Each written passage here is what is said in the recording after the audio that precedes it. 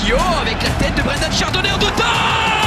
Ici c'est vrai, ici c'est vrai, ici c'est vrai, ici c'est vrai. Ouest France et It West présentent toute l'actu du Stade brestois avec David Guézenec, Alexis Xaja et Laurent Frétinier. Un podcast animé par Tom Rossi. Bonjour à toutes et à tous, ravi de vous retrouver pour ce nouveau numéro de 100% ISEF avec le retour de la Ligue des Champions et des victoires à l'extérieur, qui plus est dans le derby, à Rennes, sous les yeux du local de l'étape, Laurent Frétinier. Salut Laurent. Bonjour à tous. Un déplacement à Rennes qui fait du bien. Et à tes côtés samedi, David Guézenec. J'en suis sûr, toujours ravi de voir les Brestois battre les Rennais chez eux. Salut Tom, salut à tous. Oui, toujours ravi de voir les Brestois gagner. Après, contre les voisins, pourquoi pas, c'est pas plus mal aussi.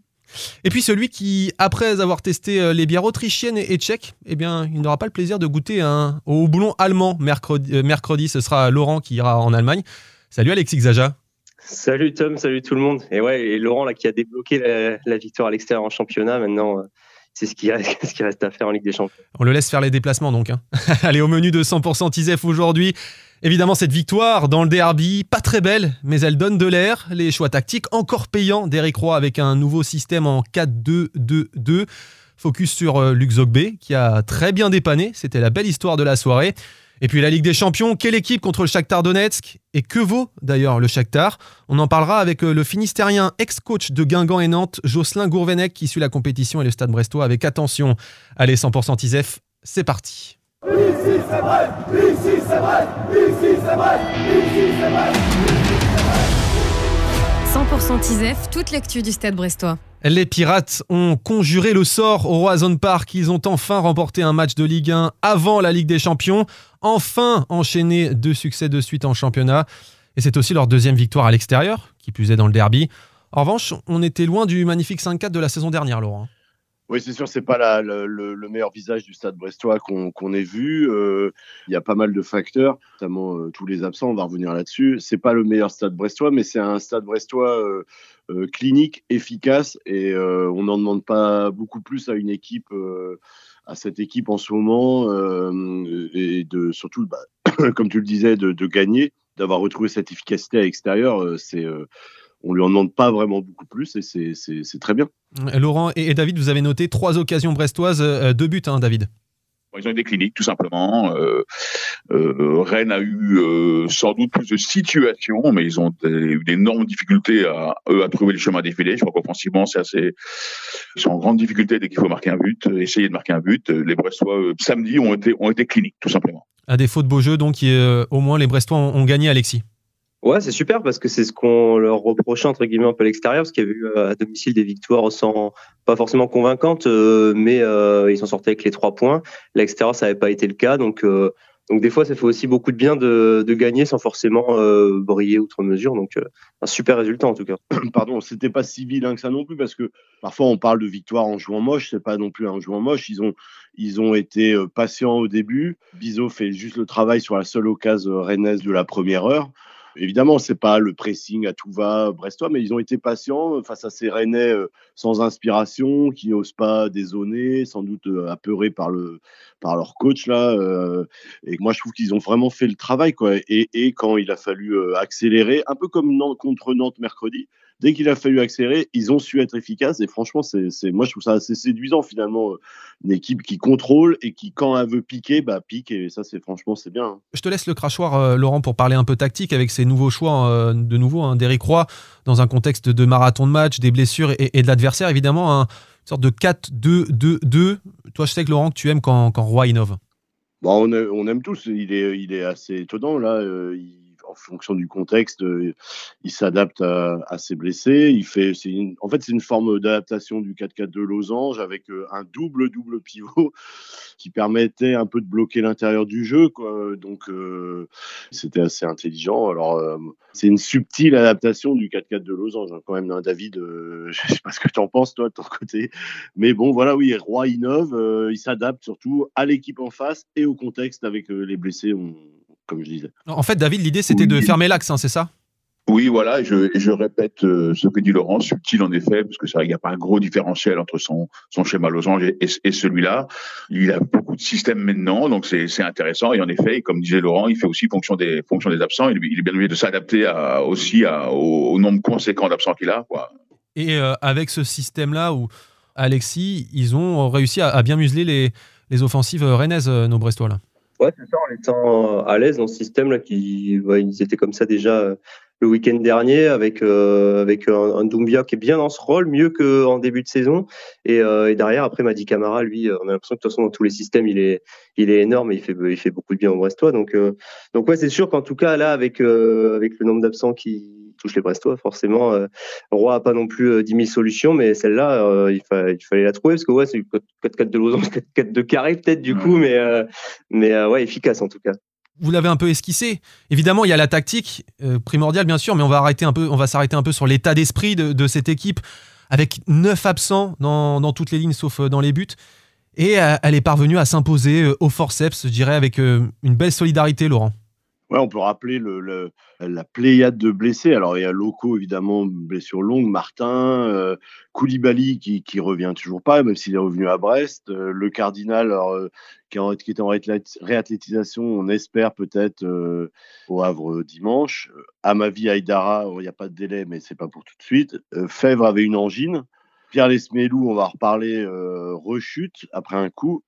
Et puis Brahim Salah, qui était comment absent parce que dans le cadre de l'accord avec Rennes, du prêt d'accord avec Rennes. Donc ça fait 9 absents sur une équipe brestoise qui compte pas un effectif pléthorique et qui a un effectif pour moi adapté. Mais là, ça devient surréaliste finalement, et de s'en sortir et d'aller gagner le derby. Alors certes, Rennes est une équipe malade et tout, mais bon, elle vient quand même d'effectuer 2 gros coups de mercato à coups de millions qui n'existent pas dans l'univers brestois. Et il faut un sacré courage. Moi, j'ai parlé de résilience.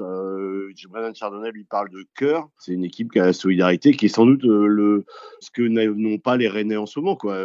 Faire les efforts les uns pour les autres, comme Mady Camara, il est l'incarnation parfaite de ça. Hugo Magnetti aussi, Fernandez, qui offre le ballon à la demi-lune de but pour la frappe de Magnetti. Ouais, moi, franchement, c'est ça qui est séduisant dans cette équipe, c'est qu'elle surmonte l'adversité, quoi. Cœur, résilience, est-ce qu'il y a un autre terme pour décrire ces Brestois samedi à Rennes, David ? Non, c'est un peu ça, cœur, résilience, et puis voilà, en effet, on s'adapte un peu à tout ce qui leur tombe sur la tête. Trouve des solutions à chaque fois, et puis oui, mettre du cœur, à l'image d'ailleurs qui fait un travail de l'ombre pendant 1h10, et puis qui trouve le moment où il doit être efficace. Il est chirurgical lui aussi, alors qu'il a fait qu'un boulot de replacement tout du long pour casser la première ligne des Rennais, et voilà. Et lui aussi, pas affiché à être efficace au moment M, parfait. Et avoir du cœur, messieurs, eh bien ça paye. Brest est aujourd'hui 9e au milieu de cette Ligue 1, mais plus proche du haut que du bas. 8 points d'avance sur le barragiste Saint-Etienne et 4 longueurs de retard sur le 6e et premier européen Lyon. On vous a demandé sur Facebook quelle place peut viser le Stade Brestois pour la fin de saison, chers auditeurs. Et vous êtes 50% à dire que le Stade Brestois peut viser la 6e place, barrage d'Europa Conférence. 19% carrément la 5e place et 8% la 4e. Le reste, c'est la 7e ou 8e ou 9e place. Donc en fait, vous êtes les 3 quarts à penser que le Stade Brestois sera européen la saison prochaine. Vous êtes plutôt optimiste.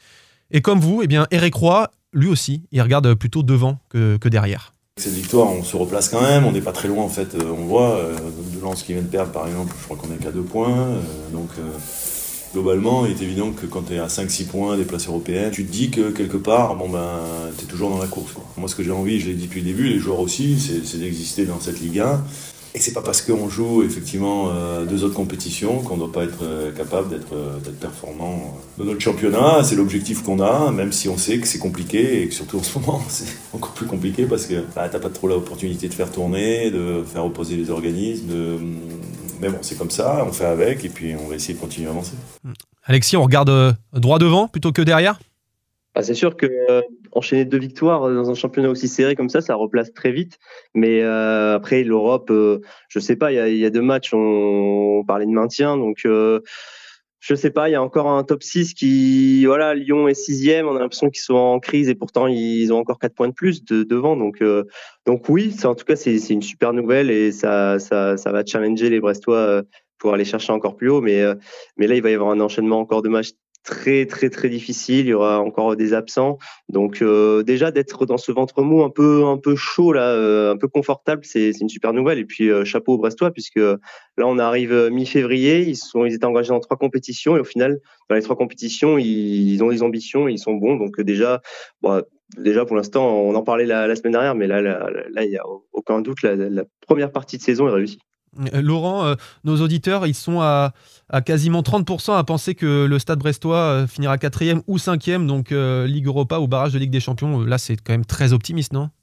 Ouais, je pense que c'est optimiste parce qu'il y a quand même des équipes devant qui vont grand train. Lille est en forme.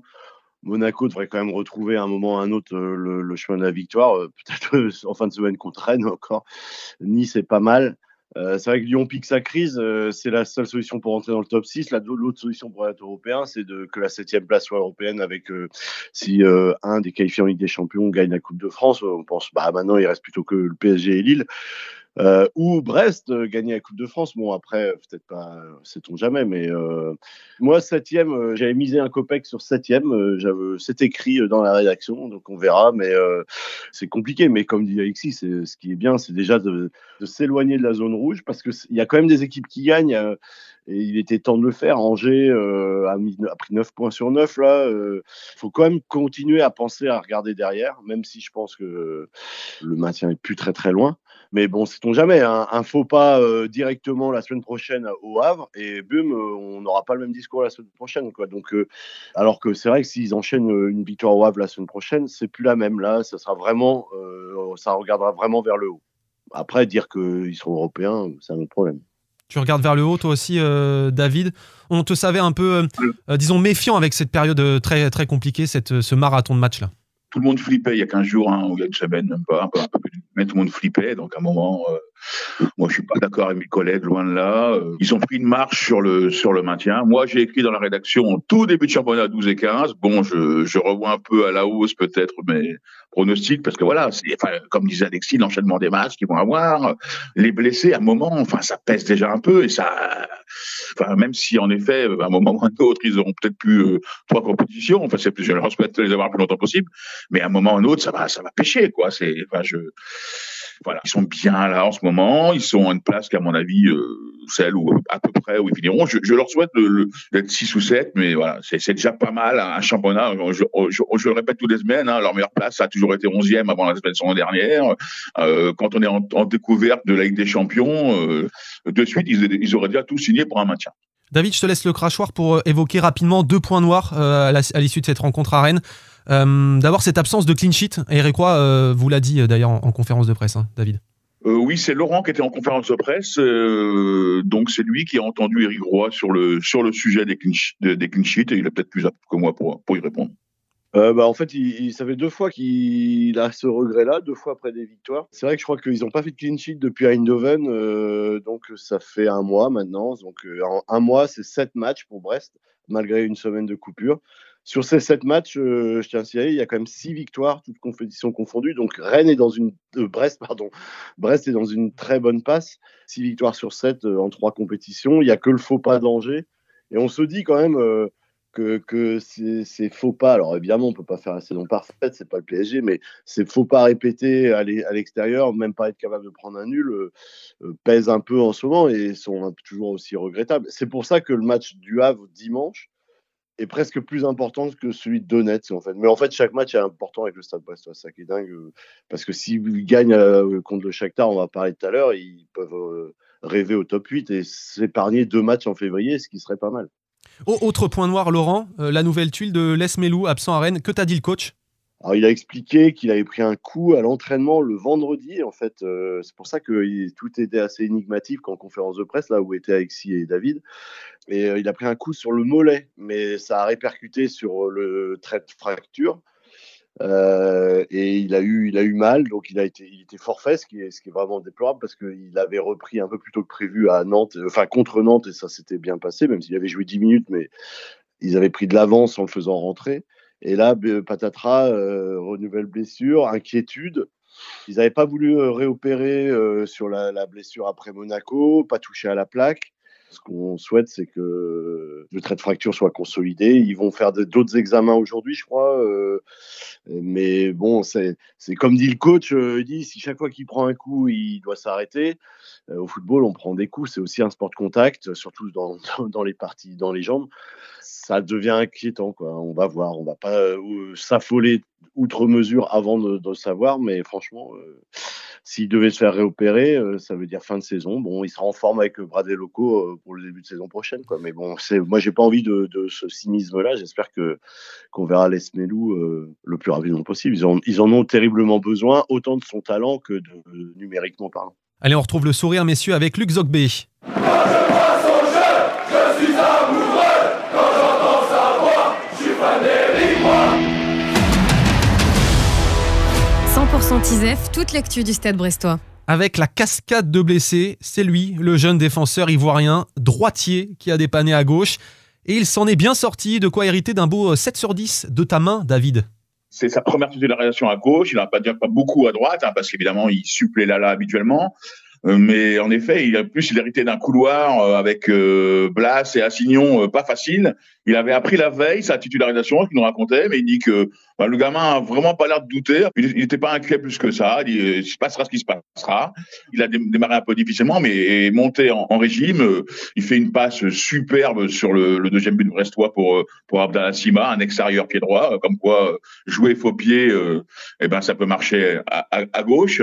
Et puis Brenda nous disait, Chardonnay aussi, que c'est un gamin qui est super bien intégré dans le groupe. Ils ont un petit groupe où ils s'entendent bien avec Kamori Doumbia, Abdallah Sima, je crois, Mama Baldé. Et puis voilà, il est un peu pris sous l'épaule de quelques autres joueurs et il s'épanouit visiblement dans ce groupe. Et évidemment, Éric Roy ne dit pas autre chose que toi sur Luc Zogbé.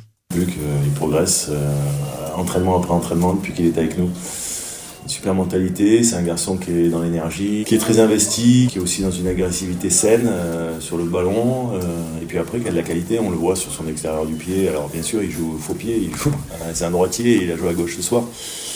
Mais on voit la qualité quand il fait son extérieur du pied pour le deuxième but et pour lancer dans la profondeur Abdallah Sima, quoi. Donc c'est une magnifique action et c'est vrai que ça vient récompenser un peu son bon match sérieux.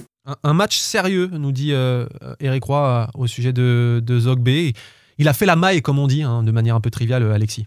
Ouais, il fait un bon match et surtout Luc Zogbé, on a l'impression qu'il s'impose petit à petit, qu'il se met au niveau de l'équipe.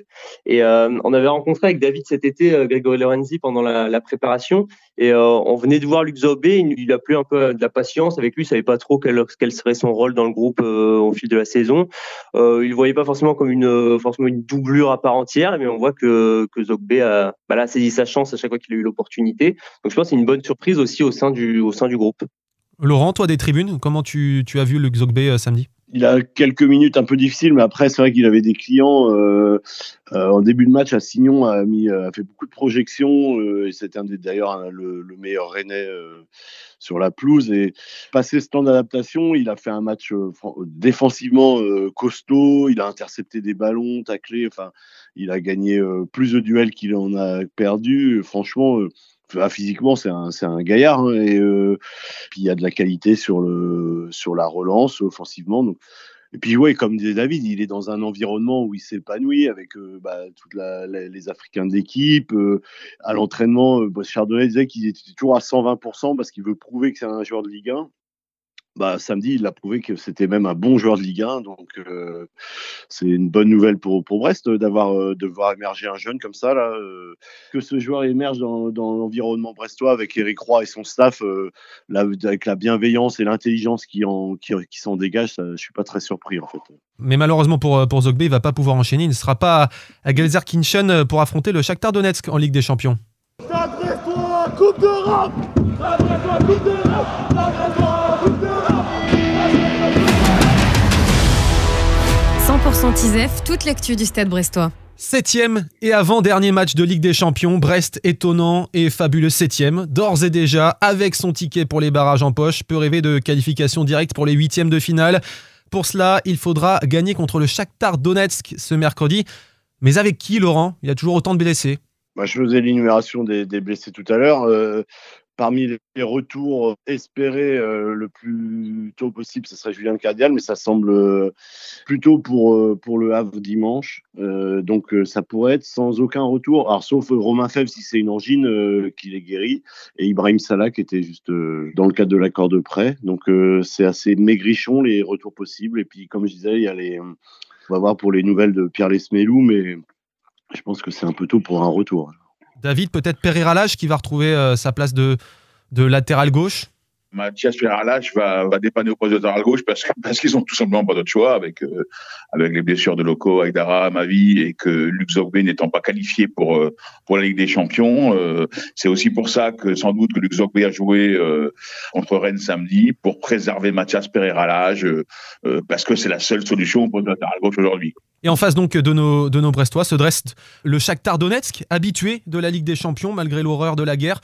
Pour en parler avec nous, un coach brestois qui n'a pas encore entraîné les Pirates, mais n'a pas manqué une miette du parcours des Tizef. J'ai nommé Jocelyn Gourvenec. Bonjour Jocelyn, merci d'être avec nous. Bonjour, avec plaisir. D'abord Jocelyn, comment allez-vous depuis votre départ de Nantes il y a 9 mois ? Vous êtes resté dans votre Bretagne natale à l'affût des opportunités ? Oui, je vis toujours en Bretagne. Ma famille est installée en Bretagne maintenant. Et quand j'ai un poste, je bouge tout seul parce que je vous apprends rien en vous disant que la durée de vie d'un entraîneur dans un club, c'est tombé en dessous de 12 mois depuis quelque temps. Donc c'est vrai que c'est toujours, au moins j'ai stabilisé ma famille d'un côté. Après, sur le plan professionnel, quand faut bouger, je bouge.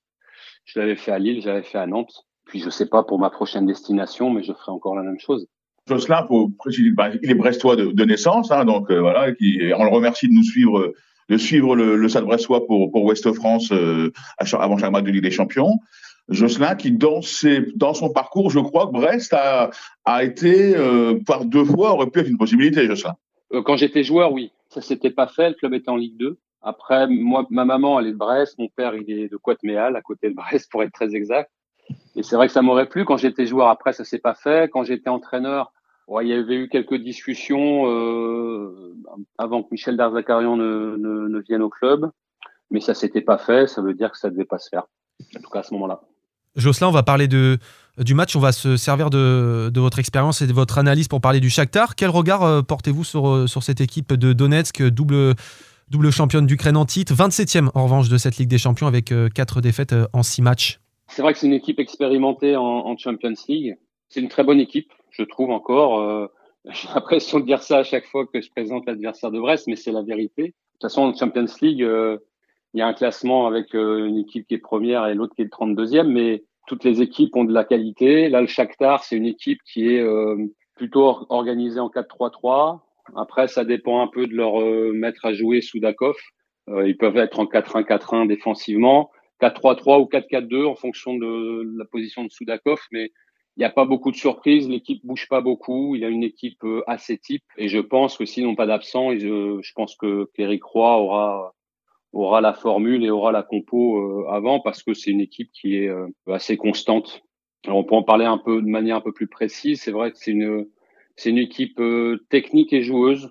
Vraiment, moi j'ai pris beaucoup de plaisir à l'analyser. Il y a pas mal de joueurs internationaux ukrainiens. Soudakov, c'est le milieu de terrain particulièrement à surveiller. J'ai vu que c'était l'un des meilleurs buteurs de cette équipe avec 8 buts toutes compétitions confondues. Pour un milieu de terrain, c'est quand même pas mal. Ouais, c'est un super joueur. Franchement, c'est un super joueur. Alors pour moi, le joueur le plus fort que Brest ait joué jusqu'à présent, alors on met peut-être le Barça à l'écart, mais c'est Wirtz de Leverkusen. Là, Soudakov, c'est un très très très bon joueur, 22 ans seulement. C'est vraiment un milieu polyvalent. Il peut être numéro 10, il peut être deuxième attaquant, il peut être troisième milieu. C'est vraiment un joueur très créatif, il court beaucoup, il est intelligent. Non, vraiment, il est capable de marquer, capable de passer. C'est vraiment un très très bon joueur. Mais après, c'est vrai que une des questions qui va se poser par rapport au Shakhtar, c'est l'état de forme, parce qu'ils n'ont pas joué depuis le mois de décembre. Ce sera leur premier match de reprise. C'est toujours la trêve là-bas jusqu'en février pour eux, en raison des conditions météo. Alors, ils sont partis en stage en Turquie, à Bélek, au soleil. Mais ça va être leur premier match de compète. Et nous, on avait connu ça aussi avec Guingamp il y a 10 ans quand on avait joué Dynamo Kiev en 16e. C'était leur match de reprise aussi et ils avaient eu du mal sur leur match de reprise. Oui, justement, est-ce qu'on peut y voir un avantage ou pas pour Brest ? Évidemment, ça dépend de chaque équipe, mais Au moins, les joueurs ne seront pas émoussés, les adversaires, les joueurs de Donetsk, contrairement aux Brestois. Oui, alors c'est vrai que Eric Roy connaît enfin le souci aujourd'hui, c'est les blessés. Donc tu n'auras pas ton équipe type contre le Shakhtar. Après eux, ils ont pas non plus repris la compète. Ils ont gagné 2 fois en prépa récemment contre le CSKA Sofia et contre Ludogorets. Mais ça reste des matchs de prépa et la compète et la Champions League, c'est une autre intensité. Donc, dans quel état ils vont être à ce moment-là et comment ils vont revenir dans la compète, ça c'est une interrogation. Et puis, est-ce qu'ils auront tout leur effectif au complet? Ça, on sait pas non plus. Mais d'une manière générale, j'ai trouvé en les visionnant, j'ai vu beaucoup de matchs. C'est vrai qu'ils ont perdu 4 fois en Champions League. Ils ont perdu contre l'Atalanta, contre Arsenal, PSV et Bayern.